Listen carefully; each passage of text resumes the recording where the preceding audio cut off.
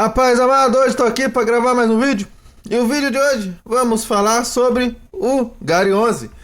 Ultimamente, um dos dois FIIs controversos da bolsa.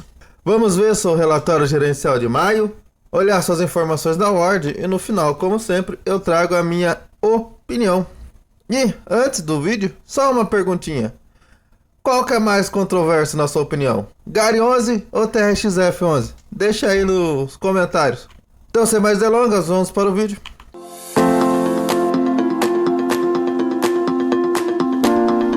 Gary 11, relatório gerencial de maio de 2026. Visão geral do fundo, objetivo e posicionamento. O Gary 11 se propõe a oferecer ao investidor de FIIs de tijolo uma solução única e completa, um caminho para investir em diferentes tipologias de imóvel, excelentes inquilinos com estabilidade e previsibilidade de resultados atraentes. Ou seja, ele é um fundo imobiliário de tijolo que não tem um mandato definido. Ele é um híbrido. Ele investe até de logístico, renda urbana e até em lajes. Então, se você for estudar ele, leva isso em consideração. Principais números: valor patrimonial 2,6 bi. Último dividendo distribuído 8 centavos por cota, cerca de 33 ativos.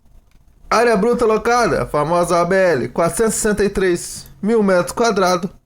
Cota patrimonial 9,27. Liquidez diária, cerca de 11 milhões de liquidez diária, uma ótima liquidez diária. Prazo médio dos aluguéis, quase 10 anos. Seu PVP de 0,90 e cerca de 522 mil cotistas e zero vacância física e financeira. Antes de irmos para a característica do fundo, vamos ver como está essa cota a mercado hoje, no dia que estou gravando, lá na Ward. Gary 11, hoje ele está com preço de R$ 8,14. PVP de 0,88. Dividend yield dos últimos 12 meses de 12%. A vacância está zerada. A alavancagem bruta 1,77%. Nós vamos ver no relatório que a líquida está negativa. Ô Diogo, como que uma alavancagem fica negativa? Porque o dinheiro em caixa, no caso a disponibilidade, é maior do que o valor da dívida. E por que ele não quita, Diogo? Porque provavelmente hoje a Selic a 14,25 está rendendo mais com o dinheiro investido na Selic do que se ele pré-pagasse a dívida. E alguns CRIs têm multa de pré-pagamento, ou seja, se você quiser pagar antecipado, você concorda que, no caso o banco ou a instituição que fez a dívida vai receber menos juros. Com isso eles colocam uma multa de pré-pagamento. Se você quiser pagar antes, tem que pagar a multa. Então provavelmente é isso e não compense para o Gary 11 hoje fazer esse pré-pagamento. Liquidez média diária, lembrando que a Ward leva em consideração os últimos 2 meses, de 11,7 milhões, então bem em linha com o relatório. Sua variação está negativa nos últimos 12 meses em 3,3%. A cotação mínima nos últimos 12 meses foi de R$ 8,12 e a máxima R$ 8,99. Então podemos ver que ele está bem perto da sua mínima histórica dos últimos 12 meses. Por isso que a sua rentabilidade está negativa. Que ele traz um método de Gordon ajustado. Segundo o método de Gordon ajustado aqui, eu não uso muito para fundo imobiliário. O preço teto dele seria de R$ 10,27, então ele está bem descontado. Seu portfólio, cerca de 67% é fundo imobiliário, 15% CRI e 17% imóveis. Ô logo, não. É um fundo de tijolo ou é um fundo de papel com tanto CRI? Ele com tanto fundo imobiliário, né? Ele na verdade ele usa a estratégia de fundos imobiliário casca. O que é isso, Joe? Em vez de ele comprar diretamente o imóvel, ele compra o fundo ou ele põe o imóvel diretamente nos outros fundos para poder pagar menos, otimizar a parte de imposto. E com isso, ele fica um pouco mais complexo, mas também consegue trazer um pouco mais de renda.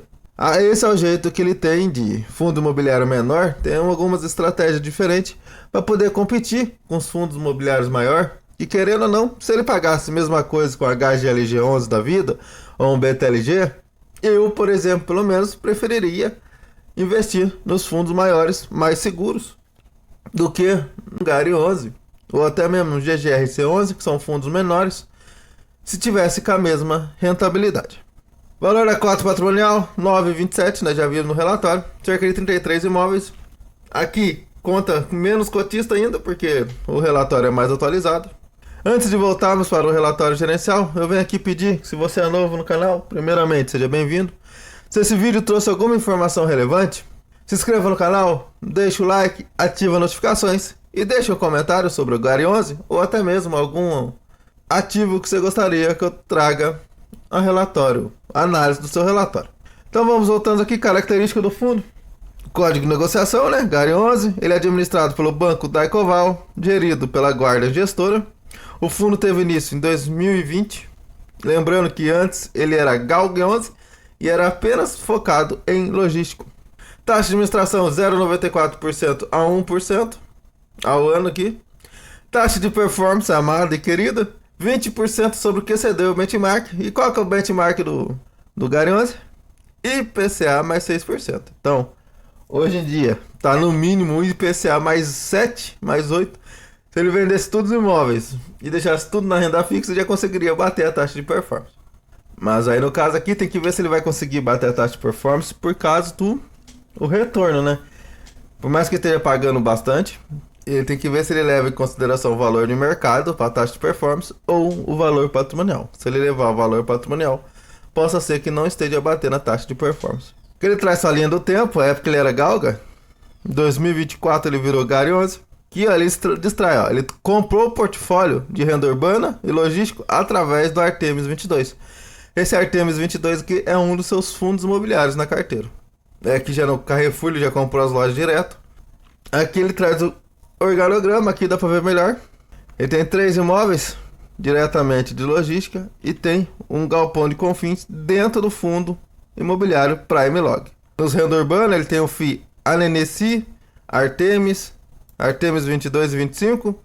Tem outro fundo aqui, ó, Oportunidades Varejo, e o FII XPRI, que são lojas de varejo. Então, tudo aqui entra lá na ordem como se ele tivesse cotas de fundo imobiliário. Ele realmente tem cotas de fundo imobiliário, mas de vez de ele comprar o imóvel, ele comprou as cotas aqui do Artemis 22 e 25 e o Anenesi, ele tem 100% das cotas, então ele é o único dono do fundo imobiliário.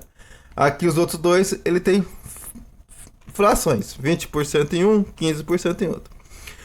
Que ele tem um escritório que ele comprou através do fundo imobiliário também, da MRV. Se ele é 100% dono do imóvel, aqui no caso já é outra estratégia. Aqui ele entrou no seu co-irmão da gestora, que é o Game 11. Então, ao invés de ele comprar imóvel, ele comprou cotas do Game 11 aqui para ele. Na época, estava compensando mais comprar as cotas do Game 11 para poder fazer algum giro de carteira na frente e ter um lucro para distribuir. Mas aqui entra outra coisa, que é o famoso conflito de interesse. Então aí cabe a cada cotista, na hora de analisar, achar se isso é bom ou não. Aqui em amarelo é o próprio gestor que destacou, tá? O que tiver destacado em verde fui eu que destaquei. Que ele fala sobre o organograma, né? O fundo imobiliário do escritório, os renda urbana e os logísticos. Que ele traz MLU, que é a venda de portfólio lá para o FII RISA Master. Ele tem com a avaliação de potenciais de investimento estratégico, captura de novas oportunidades de mercado. Em 26 de junho de 2026, ou seja, cerca de 10 dias atrás, o GARI 11 anunciou a celebração de um memorando de entendimentos, que é o MOU, para a venda de um portfólio de 10 imóveis ao FII RISA Renda Imobiliária Master, com imóveis de renda urbana e logístico, distribuído em 6 estados, com 100% dos seus contratos atípicos e 93% da receita oriundas de inquilinos AAA. Aqui estão as lojas, não vou falar uma por uma, mas pausa o vídeo que você consegue ver certinho. O valor total da transação, 804 milhões, e o GARI 11 receberá o pagamento em 2 frentes. A primeira, uma parcela imediata de 382 milhões de reais, e desses 382 milhões de reais, 270 milhões serão destinados à quitação das dívidas atreladas a imóveis alienados. Ou seja, ele vai diminuir ainda mais a sua dívida com o CRI, a sua alavancagem. Possa ser que no futuro ele faça compra com outros imóveis, alavancado de novo. Possa aumentar a sua alavancagem. Mas nesse primeiro momento, ele diminuirá a sua alavancagem. E também receberá cotas subordinadas do FII Risa Master, cerca de 250 milhões. Receberá essas cotas, equivalente a aproximadamente 37% do patrimônio do fundo Risa Master, ou seja, ele será cotista num total de 37% do fundo, que vai estar sendo criado para comprar essas cotas. Esses imóveis, né, no caso. Essas cotas asseguram a possibilidade de o Gary ainda capturar ganhos futuros ao longo de 6 anos sobre estes imóveis. E uma segunda parcela futura, que é o Sales Finance, de 172 milhões, a ser recebida pelo Gary ao longo do período de desinvestimento do FII Risa Master a partir da alienação dos imóveis, dos ativos, né? Então, a partir do momento que ele for vendendo o novo fundo, que vai comprar os imóveis, ele vai repassando o valor dessa venda até os 972 milhões. Ele traz a destinação da sétima emissão de cotas. Foi aproximadamente um montante de 1,1 milhão.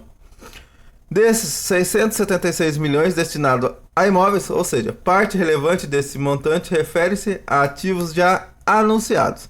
Provavelmente isso daqui foi pago com cotas do fundo, por isso que deu um valor tão alto.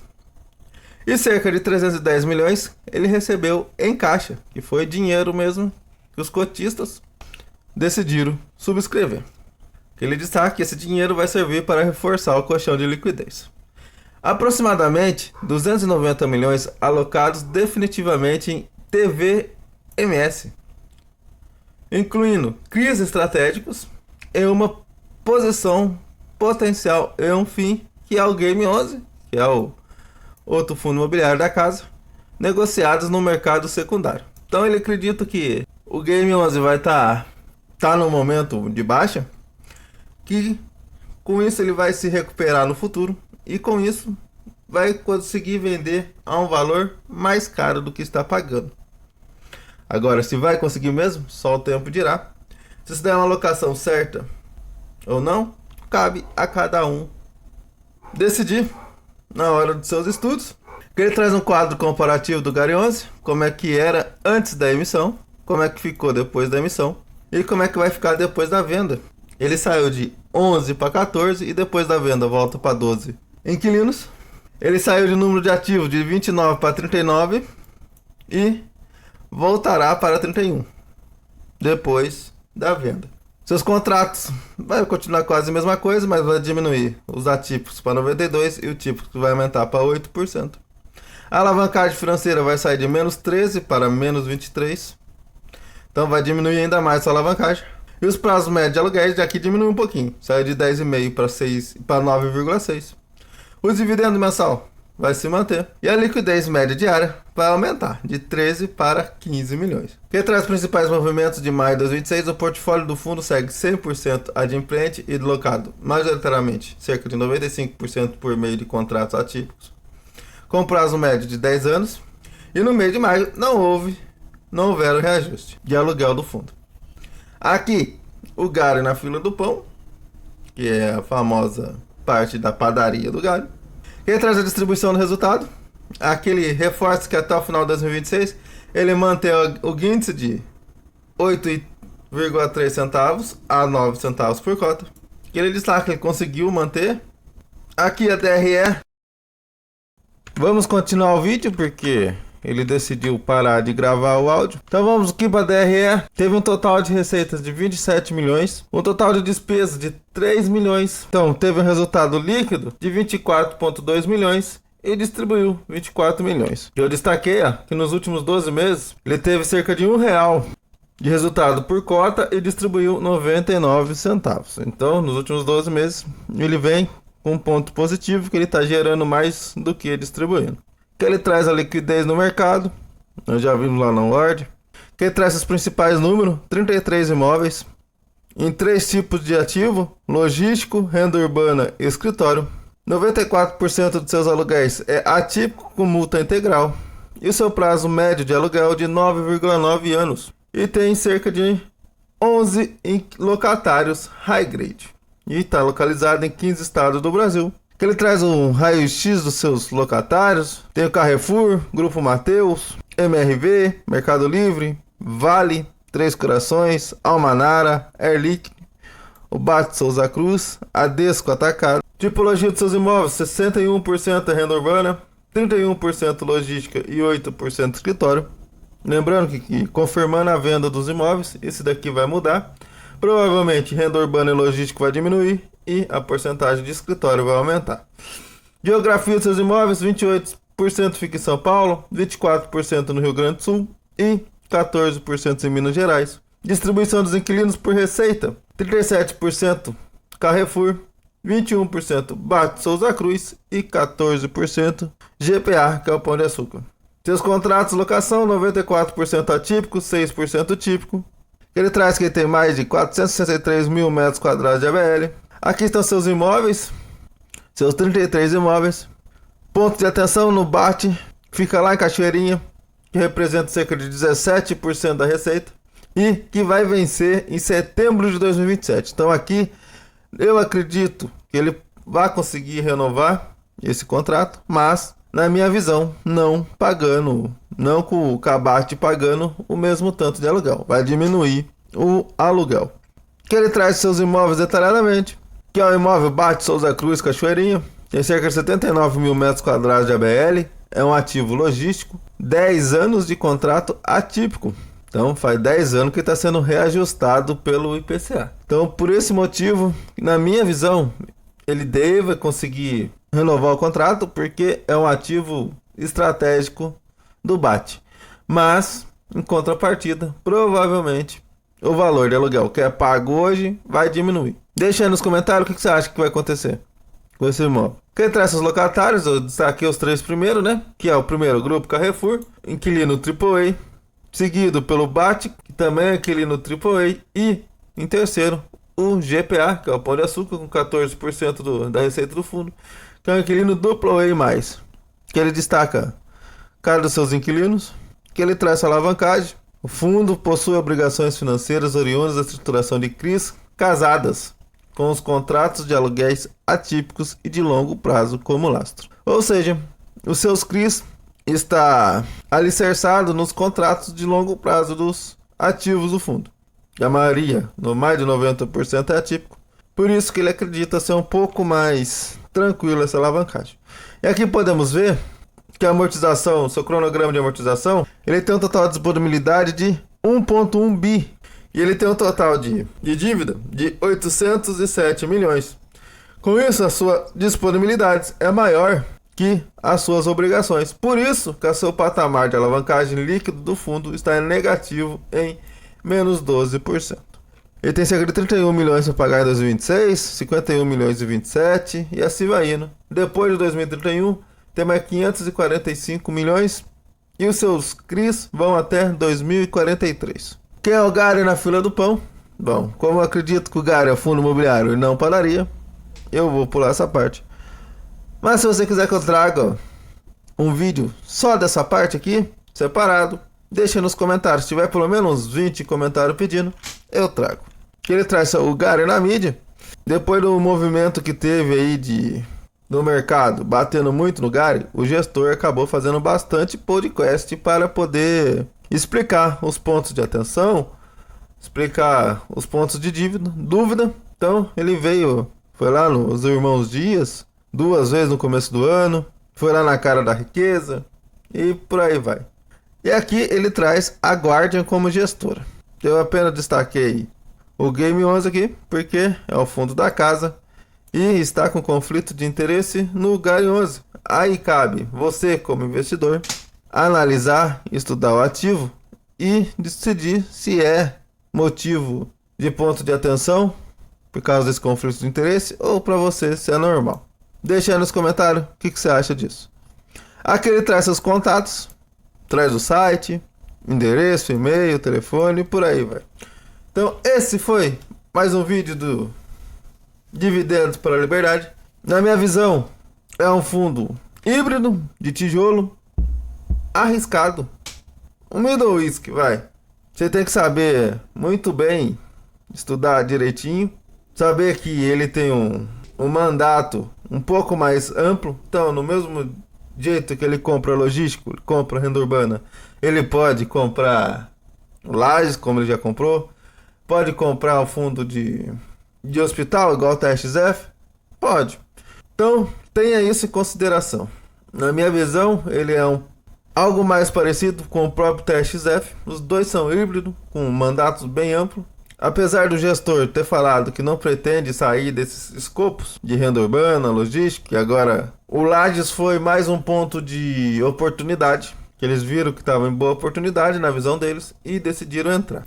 Mas tem um contrato atípico, de longo prazo, então acaba não fugindo da tese do fundo. A sua alavancagem é outro ponto positivo, que está negativa a sua alavancagem líquida. E confirmar a venda, vai conseguir mais uns dinheiro entrando para aumentar o caixa e vai diminuir ainda mais sua alavancagem que está nos ativos que está vendendo. Então ele vai vender o ativo conformemente, obrigatoriamente, como eu já trouxe ali no relatório, já vai pagar os CRIs atrelados a eles. Então, deixa aí nos comentários o que você acha do Gary 11.